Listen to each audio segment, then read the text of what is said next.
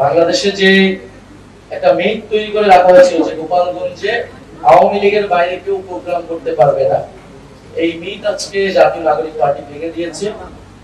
জাতীয় নাগরিক পার্টি যেহেতু চ্যালেঞ্জ দিয়েছে 30 দিনে তারা 64 জেলায় যাবে, জাতীয় নাগরিক পার্টি অবশ্যই সেই চ্যালেঞ্জ পূরণ করবে।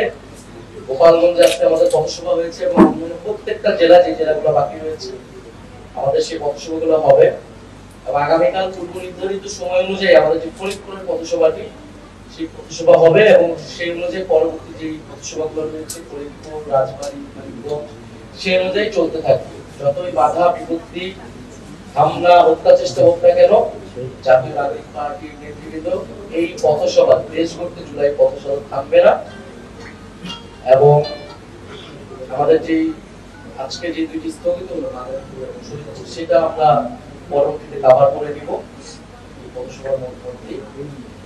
আজকে প্রেস ব্রিফিং এর উদ্দেশ্যটা এটাই যে আমাদের পরবর্তী কার্যক্রমটা অব্যাহত থাকবে ফরিদপুর থেকে।